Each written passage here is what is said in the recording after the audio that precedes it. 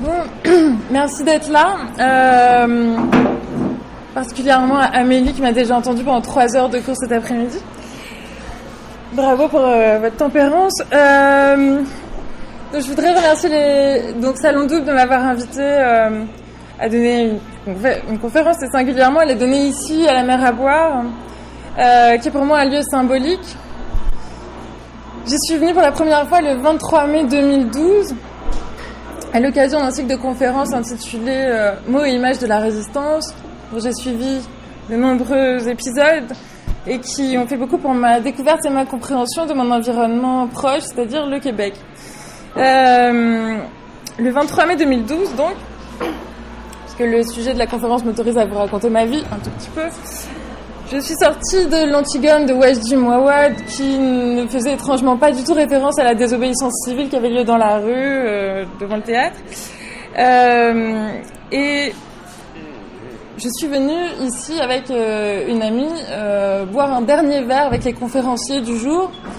Et nous y sommes restés jusqu'à 3h30 du matin, car il était impossible de sortir de cette rue qui était bloquée à Ontario et à Sherbrooke. Et donc j'ai pu assister depuis la terrasse à des avancées de reculades de casseroles et de policiers, ce qui était extrêmement impressionnant pour la nouvelle immigrée non couverte par la résidence permanente que j'étais et que je suis toujours. Et donc je me suis à un moment donné enfermée au 2e étage de ce lieu parce qu'on nous a invités à entrer, parce que peut-être que la police allait entrer et qu'il y avait eu beaucoup de gaz dans l'air ces derniers temps. Donc, je me souviens de cette nuit-là avec beaucoup d'émotions, et quand nous sommes sortis à 3h30, finalement, nous nous sommes rendus compte qu'au carrefour Sherbrooke-Saint-Denis, il y avait une arrestation massive de 500 personnes. Voilà. Le jour où j'ai créé quelque chose sur le Québec, si un jour ça m'arrive, je parlerai de cette nuit-là.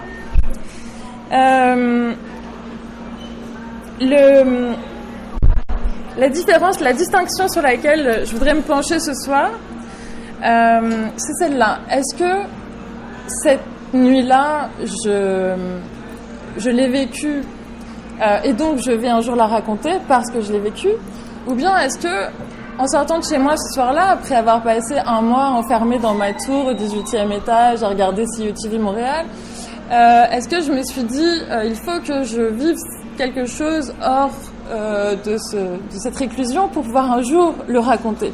Parce que déjà, mon père avait été malade en mai 68, donc je ne pouvais pas me permettre de manquer ça. Si je pars du principe qu'on vit les choses pour les raconter, le danger, c'est d'être taxé de cynisme. Et cette différence, cette distinction épistémologique, c'est celle entre l'autobiographie et la performance. Donc évidemment, je me suis pas dit il faut que je sorte de chez moi pour avoir quelque chose à raconter, mais de manière inconsciente, il est évident que à chaque fois que je suis amenée à faire un choix de cet ordre, je sais que j'ai un carnet dans la poche et que je vais à un moment donné prendre des notes. Et je pense que c'est le cas d'absolument tous les gens qui écrivent et qui écrivent depuis longtemps.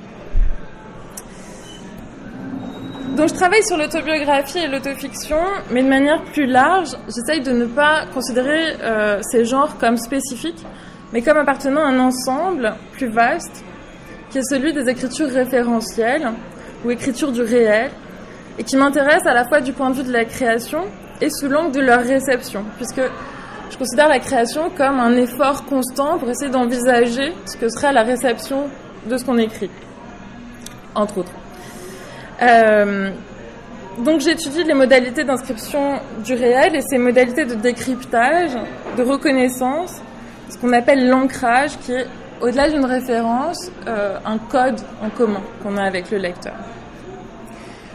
Donc je vais revenir sur ce que c'est pour moi que l'écriture performance, qui est un principe que je dois à Stanislavski. Donc je travaille depuis 2005 sur ce principe de l'écriture performance qui va de la Madeleine de Proust au jeu de l'acteur théorisé par Stanislavski et ensuite par l'acteur studio.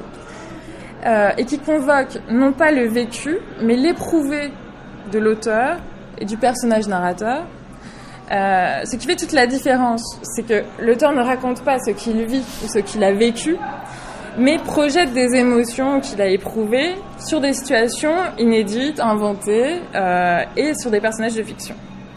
L'écrivain, donc, est ici un acteur.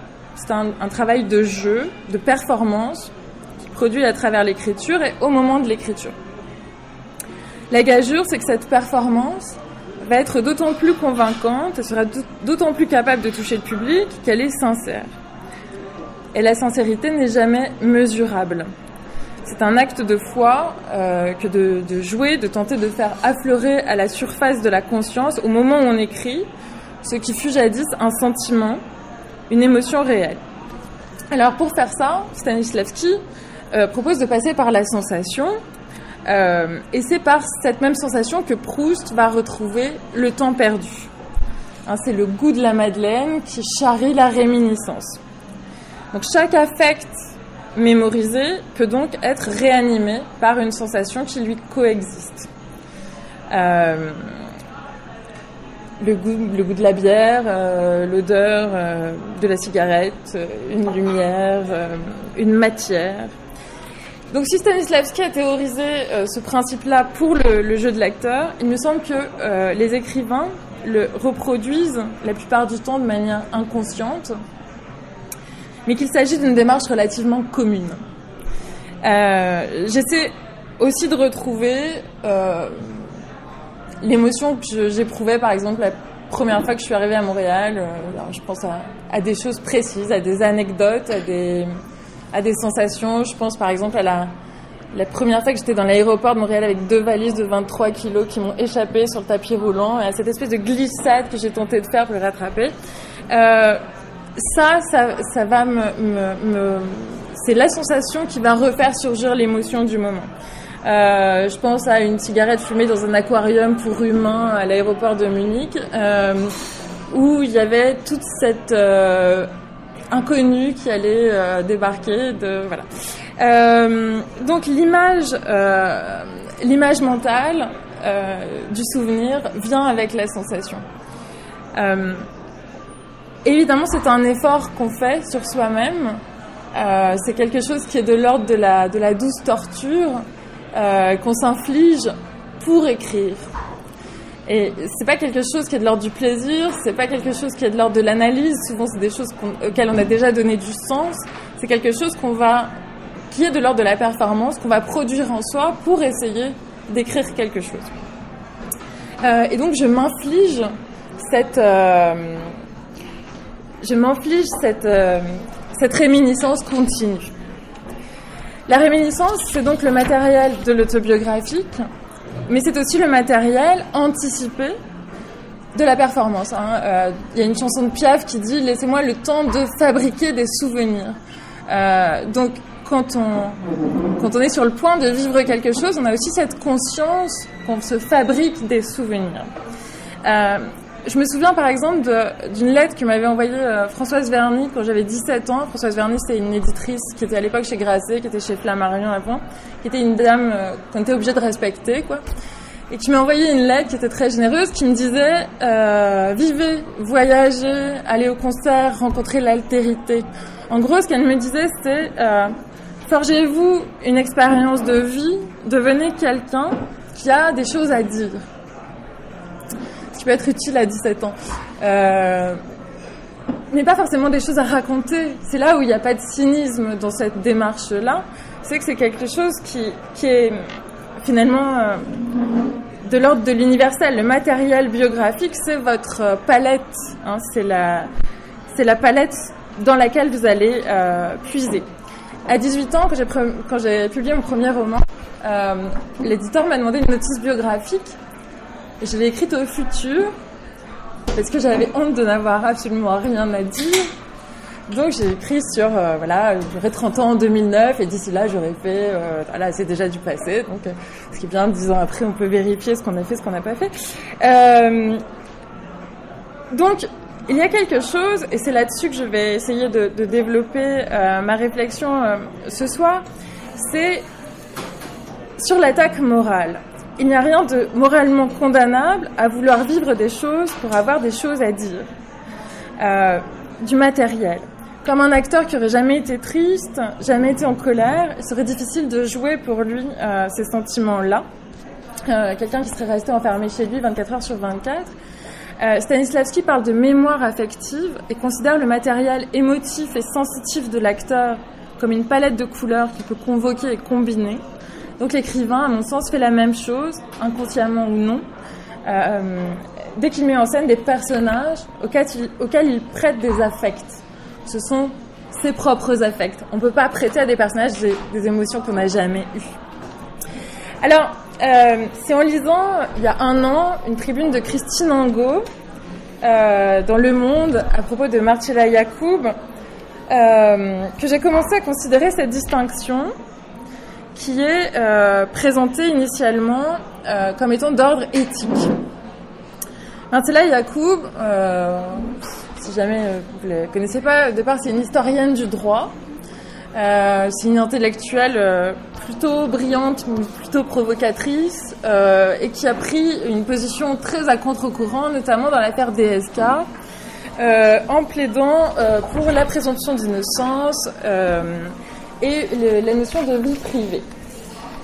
Il y a un an, elle a publié un roman, celui-ci, Belle et Bête, que je ne suis pas arrivée à lire parce qu'il me tombe des mains, mais qui existe. Jusque-là, c'était toujours cantonné à l'essai. Et dans ce roman, elle raconte une brève histoire d'amour qu'elle a eue avec Dominique Strauss-Kahn. Juste après le scandale du Hilton. Donc, à un moment où on ne peut plus ignorer qui est Dominique Strauss-Kahn sur le plan moral. Et donc, elle raconte dans ce livre comment elle a rencontré celui qu'elle appelle le porc ou le cochon. Évidemment, le contexte ultra sulfureux qui entoure cette histoire, le livre, la sortie du livre, le lynchage médiatique absolu qu'il a accueilli, tout ça a évidemment pris le pas sur la dimension littéraire de la chose. Et la question n'a jamais été de savoir si le livre était digne d'intérêt. La seule question était de savoir si ce livre était légitime, si son auteur était sincère. En gros, si elle avait vécu cette histoire pour pouvoir la raconter, sous-entendu cyniquement, et je parle sur un plan commercial, médiatique et commercial, ou si elle l'avait racontée parce qu'elle l'avait vécu, ce qui la rendrait plus légitime. Je précise que Marcella Yacoub a dit que juste avant de rencontrer la bête, elle était sur le point de se suicider, elle était dans une dépression terrible, etc. Et je précise aussi que toutes les scènes sexuelles ont été remplacées par des scènes oniriques fantastiques qui sont censées nous sauver l'histoire du sordide. Le maximum de sensualité étant un moment où le personnage masculin lèche les cils du personnage narrateur. Donc, ce qui me semble à moi d'un intérêt supérieur, et c'est pour ça que j'ai décidé de parler de ça, c'est de savoir quel statut on donne à une littérature qui se dit expérimentale ou encore performative, et si on peut la distinguer de la littérature autobiographique dans son principe, dans sa fonction et dans sa nature. Alors la tribune de Christine Angot, j'ai imprimé mais qui est en tout petit, donc qui s'intitule Non, non, non et non, récuse la ressemblance entre son propre travail, qui depuis plusieurs années est estampillé autofiction, et celui de Marcella Yacoub, que Philippe Lançon, journaliste à Libération, qualifie d'expérimental. Et Christine Angot va reprendre à son compte le terme d'expérimental.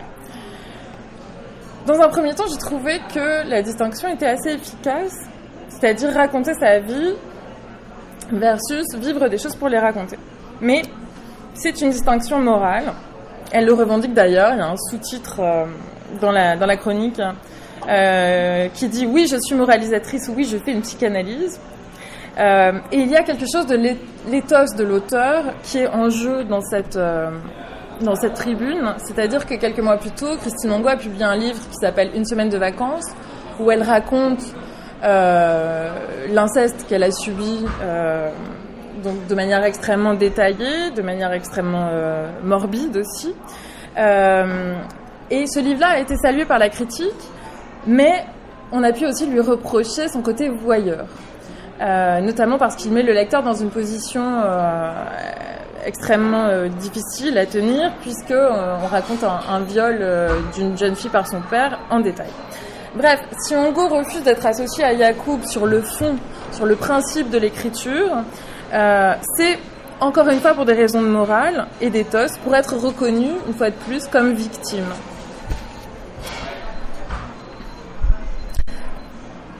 Alors la dimension morale, moi je voudrais aller au-delà, parce que je pense que la question de la morale, elle est très limitée quand on parle de littérature, et que il me semble qu'elle est tout le temps traitée par les gens qui parlent d'autofiction, c'est-à-dire qu'on a beaucoup de mal à aller au-delà de la question de la morale quand on parle d'autobiographie et d'autofiction. La piste la plus intéressante qui a été menée, à mon sens, ces dernières années, c'est Matthieu Simonet qui l'a ouverte. Matthieu Simonet, c'est un auteur qui publie aux éditions du Seuil, qui a écrit Les Carnets Blancs, qui a écrit La Maternité, qui est aussi avocat. Et Matthieu Simonet, il négocie avec ses personnages. C'est-à-dire qu'il négocie en amont de l'écriture et il négocie en amont de la publication. Ce qui fait que ça donne au départ des romans où chaque inspirateur a eu son mot à dire, chaque inspirateur a validé l'écriture. Oui, mais tout le monde ne peut pas le faire, hein, j'y reviendrai, mais... et si on pousse ça à son paroxysme, dans sa logique, ça donne une autobiographie collective. Et c'est ce que Matthieu Simonet entreprend aussi, c'est de faire écrire les autres, de faire écrire des gens, et de construire une autobiographie collective avec ces carnets-là qu'il distribue. En ce moment, il fait une résidence dans un hôpital parisien. Donc, on a quelque chose de l'ordre de... la question de la légitimité de l'écrivain ne se pose plus. Tout le monde a le droit d'écrire, tout le monde a le droit d'avoir sa version. Il n'y a pas une version qui est plus légitime qu'une autre, il n'y a pas une version qui a plus de valeur qu'une autre. Ce qui impose d'évacuer la dimension esthétique, ce qui pose un autre genre de problème. Et puis, alors, en essayant moi-même de me demander si je pouvais négocier avec mes personnages, je me heurte à une nature de l'écriture. C'est-à-dire qu'il y a des gens qui ont une écriture très factuelle, et c'est le cas de Matthieu, par exemple, qui va raconter les choses, qui va dire les choses. Et du coup, chacun peut s'y retrouver. Si vous avez une écriture un tant soit peu ironique, c'est foutu. Vous ne pouvez plus du tout négocier avec vos personnages, puisque tous les personnages qui vont être dans le livre vont être passés au crible de votre conscience, de votre mauvaise foi, etc. Donc, on va passer son temps à se censurer dans l'écriture en prévision de la négociation. On ne peut négocier que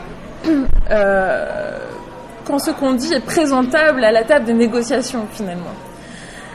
Donc il y a quelque chose de l'autocensure dans l'autofiction elle-même.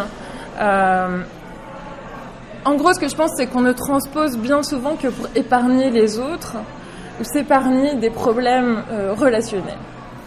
Un autobiographe ne raconte pas sa vie, il raconte aussi la vie des autres, les autres autour de lui. Donc, poser le principe de l'expérience versus l'autobiographie permet de mettre ça à jour en amont. C'est une autre forme de négociation, finalement. Par exemple, cas numéro 1, je vais choisir des autres pour vivre cette histoire avec moi que je pourrais trahir à volonté, des autres dont je me fiche éperdument a priori. Cas numéro 2, prévenir les autres. Je vous préviens, tout ce que vous direz ou ferez pourrait être retenu contre vous et je pourrais m'en servir dans mon livre. Donc pour dépasser le cas Hongo-Yacoub, qui de toute façon se place définitivement sur le plan de la morale, il me semble que ce qu'on trouve de plus proche dans la démarche elle-même, c'est la pratique que fait Sophie Calle de l'écriture. Et Sophie Calle, parce qu'elle ne se place pas dans le champ de la littérature a priori, se permet de vivre des choses pour pouvoir les raconter depuis des années. Et on peut penser par exemple à Douleur exquise, qui est une rupture confrontée à la douleur éprouvée par autrui, c'est-à-dire en gros, elle se fait larguer et elle demande aux gens qu'elle rencontre de raconter ce qu'ils ont eu à subir comme douleur la plus terrible dans leur vie. Et c'est une espèce d'entreprise de résilience horizontale, finalement, qui va passer par la confrontation au malheur des autres. Finalement, relativiser sa propre souffrance en demandant aux autres de raconter. Ensuite, il y a une œuvre qui s'appelle « Prenez soin de vous », qui date de 2007. Alors, je vous lis comment elle la présente elle-même. « J'ai reçu un mail de rupture. Je n'ai pas su répondre. C'était comme s'il ne m'était pas destiné. C'est terminé par les mots « Prenez soin de vous ». J'ai pris cette recommandation au pied de la lettre. J'ai demandé à 107 femmes choisies pour leur métier d'interpréter la lettre sous un angle professionnel, l'analyser, la commenter, la jouer, la danser, la chanter, la disséquer, l'épuiser, comprendre pour moi, répondre à ma place, une façon de prendre le temps de rompre, à mon rythme, prendre soin de moi. Donc il y a quelque chose là de l'utilisation d'un élément de la vie dans l'œuvre qui est totalement conscient, qui est totalement théorisé, qui est assumé comme tel. Il n'y a pas l'idée de la trahison, l'idée du cynisme n'est jamais posée par Sophie Calle, et finalement on le lui reproche beaucoup moins qu'à tous les écrivains d'autofiction ou d'autobiographie. Un cas, à mon avis, encore plus intéressant dans ce champ-là, c'est le film No Sex Last Night que Sophie Calle réalise avec Greg Shepard en 92. Elle l'emmène à Las Vegas, c'est-à-dire qu'ils sont ensemble depuis 1 an, leur relation bat de l'aile, elle sent qu'il va la quitter, et pour le retenir, dit-elle, elle va lui proposer de traverser les États-Unis ensemble en voiture avec chacun une caméra et de se marier en arrivant à Las Vegas. C'est un film magnifique. On peut se demander dans quelle mesure Greg Shepard accepte pour être un jour le co-auteur de Sophie Calle. Il passera à la postérité uniquement pour ça, probablement. Mais donc il y a là aussi le soupçon moral qui peut peser sur une œuvre telle que celle-là. Cela dit, la réalité de la motivation de l'un et de l'autre, on ne la connaîtra jamais. Là encore, c'est de l'ordre de l'acte de foi. Est-ce qu'il y a finalement quelque chose de mal à vouloir transformer un échec personnel en œuvre d'art, ou est-ce que c'est finalement complètement légitime ou la moindre des choses? Donc l'histoire est à la fois le moteur de l'œuvre, mais aussi son prétexte à faire une œuvre.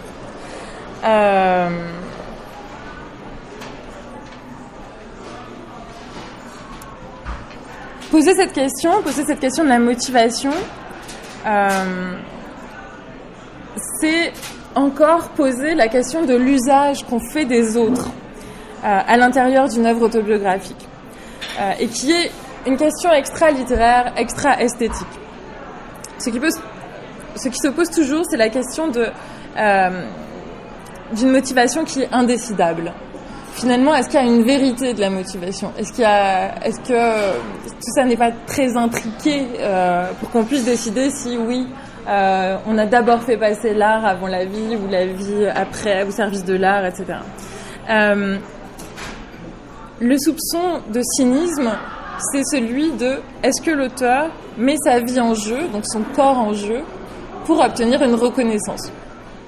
Alors dans le cas de Marcella Yacoub, comme dans celui de Sophie Calle, la reconnaissance est aussi financière, est aussi commerciale. Alors je pense à l'exposition Double jeu, ou la règle du jeu, que Sophie Calle réalise avec Paul Auster.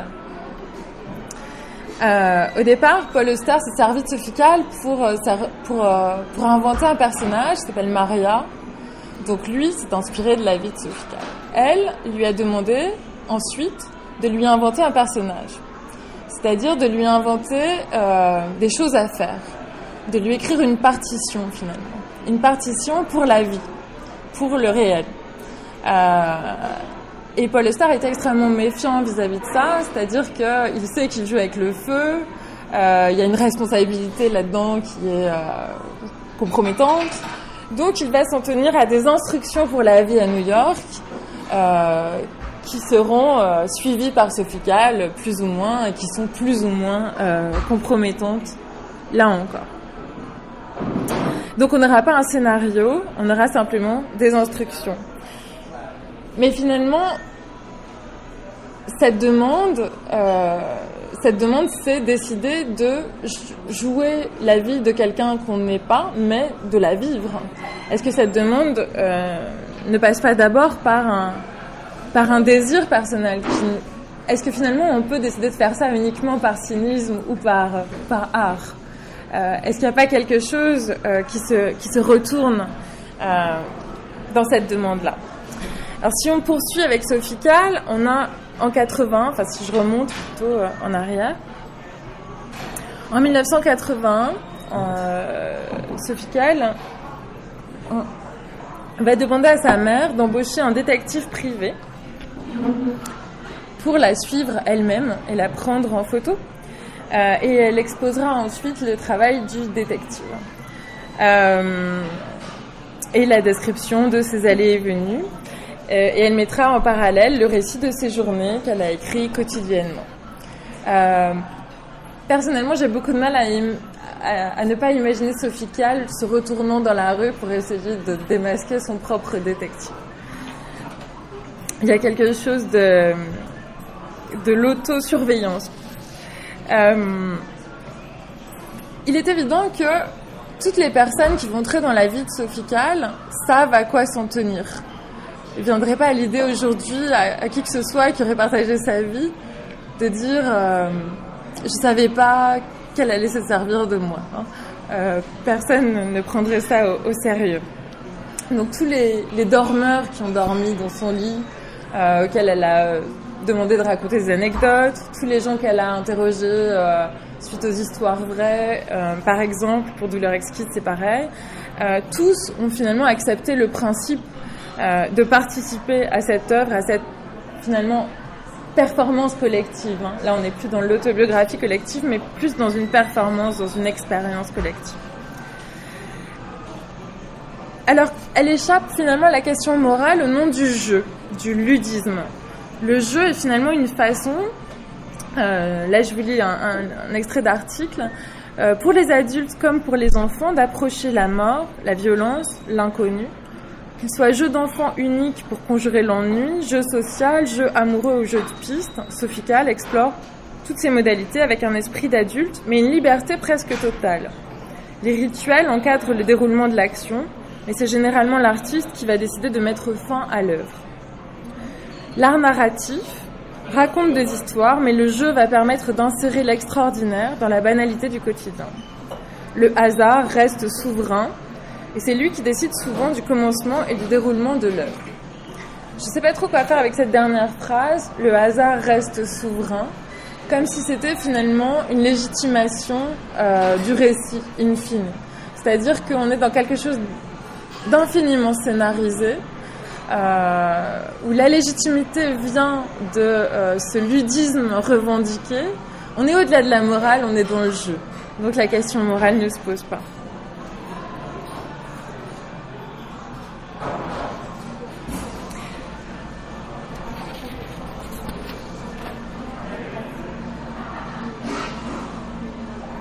Alors il me semble qu'il n'y a pas de contrefaçon dans cette posture, dans ce choix qui consisterait à vivre des choses en se disant qu'elles seront le support d'une œuvre, mais plutôt une tentative de résilience. Je veux dire, vivre quelque chose pour le raconter, c'est aussi se sauver du néant. L'écriture serait comme une protection de l'ego. Vivre ça, si ça n'a pas de sens, au moins en livre, ça en aura. Et je précise, quel que soit le degré de transposition. Donc si la vie ne suffit pas ou plus à se justifier elle-même, au moins on aura toujours le recours de l'écrire.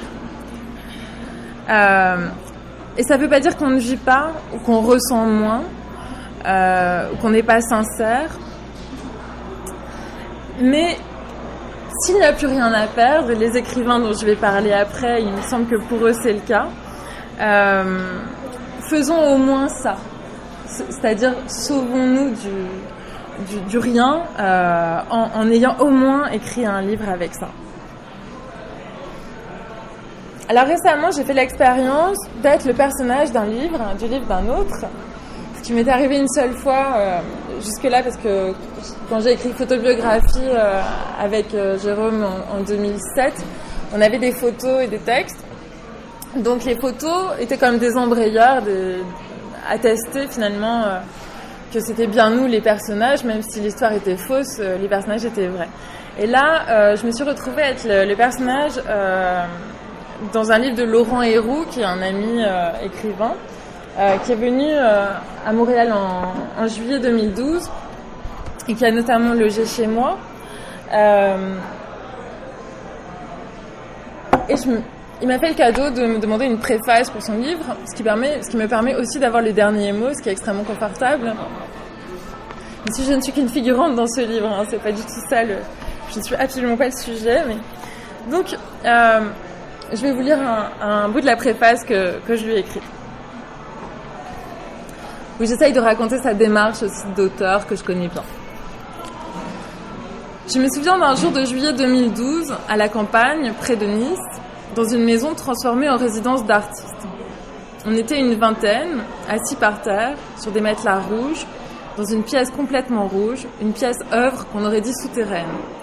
Laurent avait son ordinateur sur les genoux, ou peut-être était-il posé en face de lui, et lui à genoux, dans une posture à la fois concentrée et offerte. Habib était assis contre un mur, près de Laurent. Je me souviens de l'avoir regardé pendant la lecture, puis de m'être défendu de le regarder, puis de l'avoir regardé encore finalement, en me disant que sa présence m'en accordait le droit. Il avait pris ce risque, en tant que personnage, de venir entendre son histoire avec nous, nous offrant ainsi la possibilité de la vérification. Et semant aussi peut-être, un peu paradoxalement, le doute. Laurent écrit sa vie, notamment, depuis toujours, en tout cas depuis presque 15 ans qu'on se connaît. Il m'est déjà arrivé d'être un personnage secondaire de ces textes. À force de passer dans le champ, on reste sur les photos. Le texte lu ce jour-là n'a pas de titre. Il a été question de l'intituler « Après ça a été mieux », mais il est resté anonyme. Ce texte est demeuré pour moi un événement, tel que je l'ai entendu et vu, un ready-made. Et surtout, une performance. Le texte disait, quitte à trahir, je résume, comment Laurent tombe amoureux de Luc alors qu'il aime Habib. Cette rencontre fut brève, sans avenir. Elle n'a peut-être plus grand sens au jour où j'écris ces mots. La remettre en perspective à la lecture du journal montréalais écrit 1 an après à quelque chose de cruel. Ce qui m'a fasciné ce jour-là était la performance. Un texte autobiographique, les noms, le pacte, et j'ajoute la temporalité, puisque l'événement raconté est celui qui occupe encore, au moment de la lecture, la vie, les cœurs, les pensées des protagonistes. Dans cette pièce rouge, donc, ce jour-là, les personnages, voix et corps, soufflent. La proximité, c'est comme une magie. Je peux voir la sueur perler sur le front de Laurent, l'air qui fait frémir la narine de Habib.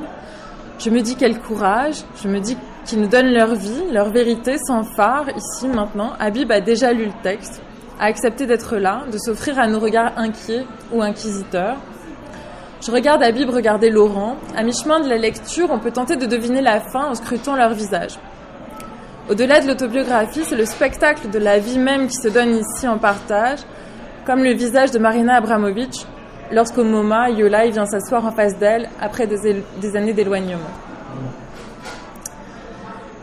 Rien ne remplace la force de cette exigence-là, qui n'est pas un jeu, qui est une écriture performée, ancrée dans la vie, c'est-à-dire disant la vie et vivant la vie au moment de la dire. Pas seulement la recherche de l'exactitude, mais la responsabilité, le poids de chaque mot sur la vie à venir, sur la vie telle qu'elle se déroule sous nos yeux. Le langage est une praxis et les mots sont des gages. Lorsque Laurent est venu à Montréal en août 2012, je savais qu'il écrirait chaque jour. Je savais que je serais par la force des choses une figurante quotidienne de l'histoire de sa vie. Il me l'a raconté un peu, mais le vertige est grand de vérifier ici l'écart entre la sélection des événements dont il m'a fait le témoin, la confidente, la complice, et ce qui figure dans le journal tel qu'il restera imprimé. Rien ne manque et tout est vrai. Vivre à côté d'un écrivain diariste, fût-ce une semaine ou deux, permet de mesurer comment s'opère la saisie du réel, ou plutôt la saisie dans le réel, comme les foreuses prélèvent assez profondément dans le sol des échantillons, des strates. Je pourrais écrire dans les trous du texte ce qui se passe de l'autre côté de la porte, et le jour d'avant, et le jour d'après, et cette personne dont il n'a pas parlé, sans doute parce qu'il n'avait rien à en dire, ou parce qu'elle n'interférait pas dans son histoire. Je rêve soudain d'un grand hôtel rempli d'autobiographes contraints de passer une semaine ensemble et d'écrire leur journal. On pourrait en avoir les points de vue de tous les personnages. Avec un peu de chance, ça pourrait ressembler aux 10 petits nègres autant qu'à la vie mode d'emploi. L'éloquence de la vraie vie n'a pas d'égal en littérature parce qu'elle convoque de forces extra-littéraires référentielles. Aucune dénégation n'est autorisée et je peux en témoigner ici, tout est vrai. Le seul mensonge est par omission et c'est aussi celui de la caméra subjective. Ainsi, le narrateur-personnage n'entre dans le cadre que lorsqu'il se poste en face d'un miroir.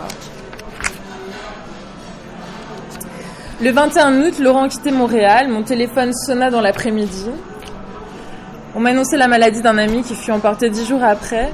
Les interstices du texte sont un puzzle. Je le lis en vraie lectrice, c'est-à-dire en anonyme, en y projetant les bribes de ma réalité qui s'y rattachent, en soulignant les passages dont l'acuité me fait reconnaître une image, une sensation. Et vous, que faisiez-vous le 21 août 2012 ? Il y a dans l'écriture du journal la tentation d'avoir le dernier mot sur les événements et par-dessus tout leur donner un sens. Écrire sa vie a peut-être cette fonction, mettre de l'ordre, ranger sa chambre.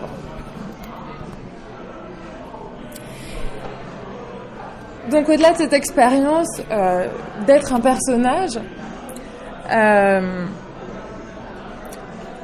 regarder Laurent écrire, je me demande où est la rupture entre autobiographique et écriture expérimentale. Quand ça fait 20 ans qu'on écrit, donc on a l'habitude de vivre un carnet à la main. Et ce carnet est autant un moteur qu'une archive.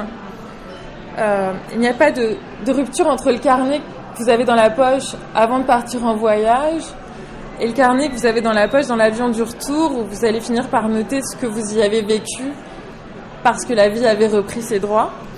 Il n'y a pas de frontière entre le moment où on prévoit qu'on notera et celui où on note comme un archiviste ou un fétichiste de l'instant révolu en essayant de le décrypter, de le comprendre, de ne pas le perdre ou de lui assigner du sens. Cette continuité signe la performativité de l'écriture. L'écriture est toujours performative de toute manière parce qu'elle est continue. Il s'agit d'une démarche constante qui implique de vivre sous sa propre surveillance, à l'affût de pouvoir en transcrire quelque chose. D'abord parce que la temporalité implique qu'une partie du temps de la vie est vouée à ça, à écrire, ce qui n'est pas banal finalement. Tout ce temps qu'on ne fait pas autre chose. Et c'est donc encore la conséquence la plus concrète de l'écriture sur la vie. Mais surtout cette écriture parce qu'elle est actée, et encore plus parce qu'elle est publiée quand elle l'est, acquiert une dimension performative, qu'on le veuille ou non. Je veux dire que toute écriture sera performative à un degré mineur. Ce que vous écrivez demeure dit, annoncé. On ne peut plus faire comme si ça n'existait pas. Et tout ce que je pourrais écrire sera retenu contre moi. Encore aujourd'hui, il m'arrive souvent de dîner, c'est-à-dire souper chez des amis, et qu'à un moment donné, quelqu'un qui vient de me demander ce que je fais dans la vie se retrouve à la bibliothèque à lire les premières pages de Viande, ce qui est quelque chose d'extrêmement gênant pour moi. Donc, cette modalité de la rencontre, Viande, j'ai écrit quand j'avais 19 ans, hein, donc voilà. Cette modalité de la rencontre, elle est induite par l'écriture. C'est quelque chose qu'on ne peut pas faire comme si c'était pas là. Lorsque vous parlez de votre vie, la différence, c'est que c'est votre corps qui est en jeu, que vous donnez le droit au lecteur de convoquer votre image et votre concept pour habiter son imagination. Le filtre de la transposition ne protège plus, vous renoncez à la dénégation pour toujours et à la possibilité de dire c'est faux, de démentir, et ce même si ce que vous avez raconté est faux. si je raconte une histoire de fiction en disant que c'est moi qui l'ai vécue, tous les gens que je vais rencontrer une fois que cette histoire aura été publiée vont croire qu'elle est vraie, que je le veuille ou non, que je le démente ou non. À partir du moment où vous l'aurez endossé, ce sera virtuellement la réalité pour les autres. Alors je vais terminer avec 2 exemples, les 2 plus beaux exemples, les plus grands exemples d'écriture performative, qu'il est à la fois lorsqu'elle ne veut pas l'être et lorsqu'elle le souhaite, et parfois au-delà de ce qu'on peut imaginer. Bon, évidemment, un livre peut vous fâcher avec quelqu'un, mais on n'écrit pas seulement par amour de l'écriture. On écrit toujours pour quelque chose dans la vie. On écrit pour faire table rase, pour ranger sa chambre, pour régler ses comptes, pour avoir le dernier mot. On écrit pour séduire, pour être aimé, pour plaire, pour maudire, pour tuer, pour se réinventer, pour se construire, pour être quelqu'un d'autre. Alors c'est le cas par exemple de Chloé Delhomme. Chloé Delhomme qui, après avoir raconté sa scène primitive dans le cri du sablier, Chloé Delhomme à 10 ans, elle a vu son père tuer sa mère et se suicider ensuite. Donc elle raconte cette histoire-là dans le cri du sablier. Et après ça, elle va écrire un livre pour tuer sa grand-mère. On ne dit pas si ça a marché ou pas. Il y a un entretien avec Libération le 15 janvier 2009 dont j'ai noté un passage. À l'époque, ça n'avait pas encore marché en tout cas. Donc c'est Éric Leray lui demande le livre se veut performatif, destiné à tuer votre grand-mère qui vous a annoncé en 2004 que votre père n'était pas votre père. Le fameux père qui s'est suicidé après avoir tué les mères. Cependant, à la fin, c'est un échec. Elle répond « Je pense que la littérature est capable de tuer, mais je ne suis pas sûre d'être capable, moi, de réaliser l'ouvrage qui peut le faire. Je préfère finir sur des condoléances, et puisqu'il faut un meurtre, c'est Nathalie, mon vieux moi, qui est tuée. Je n'ai pas envoyé le livre à ma grand-mère, et de toute façon, la haine s'étiole quand on prend conscience qu'on a en face de soi des personnes qui n'ont pas le niveau intellectuel et émotif pour appréhender cela. Je me retrouve face à plein de réels contre lesquels je me cogne. La seule solution est donc d'assassiner officiellement le vieux moi pour avoir la paix, pour me défendre. Il fallait un signal fort à ma famille. Et comme je n'arrive à communiquer que par les livres, voilà. Évidemment, c'est embêtant parce qu'il y a plein d'autres gens qui sont au courant en même temps. J'ai horreur du côté « sans ce livre, je serais morte » et autres fariboles, mais il m'a vraiment aidé à rester debout. Donc Chloé Delhomme, en fait, ce qu'elle raconte là, c'est que au lieu de tuer sa grand-mère, elle a tué son identité civile. Elle est née en s'appelant Nathalie Dalin. Et il y a un moment où elle a décidé que cette personne-là lui convenait pas, qu'elle n'avait pas la vie qu'elle voulait avoir, que donc elle allait se tuer elle-même à défaut d'arriver à tuer les autres. Et elle s'est appelée Chloé Delhomme. Chloé, ça vient de l'écume des jours. Et Delhomme, ça vient d'un livre d'Artaud. Donc dans ma maison sous terre, qui est publiée en 2009, pousse l'aspect performatif jusqu'à ce paroxysme. Ce roman sera l'arme qui tuera ma grand-mère, cette fameuse grand-mère qui lui a pas dit que le père n'était pas le père, etc. Avec donc qui débouche sur un semi-échec.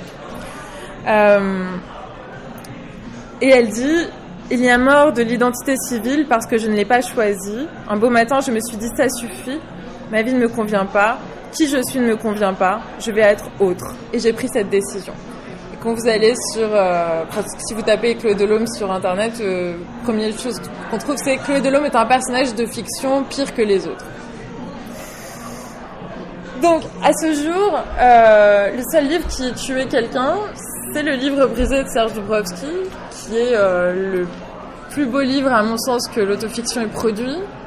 Pas parce qu'il a tué quelqu'un, mais parce qu'il a une force extraordinaire, à la fois dans sa langue, mais aussi dans cette expérience dont il fait état, enfin, qui n'est pas une expérience pour le coup, mais qui est une réalité qui arrive sans qu'on l'ait voulu, mais au cours de l'écriture et par l'écriture. Donc Dubrovsky, en 1989, publie ce livre, Le Livre brisé, qui au départ est une tentative de raconter les femmes qui ont compté dans sa vie, sauf que sa femme du moment, Ilse, avec qui il vit, est aussi sa lectrice, le lit, et donc le livre porte les deux narrations, celle de Dubrovsky qui raconte et les réactions de la lectrice intime qu'est Ilse. Jusqu'à ce que, après réception de ce chapitre intitulé Beuverie, où il finit par raconter l'alcoolisme de sa femme, elle est à Paris, il est à New York, on la retrouve morte après une overdose d'alcool. Et donc c'est ce livre, le livre monstre, que Bernard Pivot va recevoir, va présenter à la télévision, en disant un écrivain a-t-il le droit, par amour de la littérature, par amour de sa littérature, de désespérer son conjoint au point de le pousser au suicide? Donc l'attaque est ici parfaitement déraisonnable, puisqu'il n'y a pas d'intention de pousser l'autre au suicide. Mais elle est évidemment, et on y revient, d'ordre moral. Et c'est effectivement ce qu'on va reprocher essentiellement à Serge Dubrovsky, c'est l'aspect amoral ou immoral de son écriture, qui fait un usage des autres de manière presque consommatrice, c'est-à-dire il les mange, il les broie pour en faire des personnages. Évidemment, le fait que le personnage en question soit absolument consentant, voire même demandeur et moteur de l'écriture, passe totalement inaperçu une fois qu'elle n'est plus là pour le dire, puisqu'on est bien obligé de faire confiance à la voix du narrateur.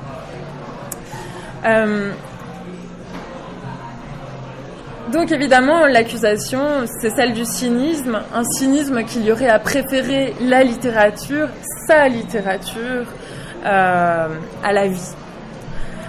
Comme si c'était deux choses différentes. Donc, pour terminer, c'est l'opposition des deux qui me semble profondément absurde, tant l'écriture, et dans le cas de Dubrovsky en particulier, fait figure d'attelle ou de prothèse. Le mot est prononcé pendant l'émission de Pivot par un psychanalyste qui est là, et de béquille pour la vie. Donc il me semble que c'est un mensonge qu'on se fait à soi-même aussi, de se dire qu'on vit pour raconter les choses, que c'est un prétexte parfois qu'on peut se donner, de dire je vais vivre cette chose-là pour essayer de la raconter. Est-ce que finalement c'est pas au contraire essayer de donner une raison artistique et noble à un désir qui le serait beaucoup moins? Je ne connais pas un seul écrivain qui vive des choses dans le seul but de les écrire. On peut le prétendre après coup pour avoir l'air moins con.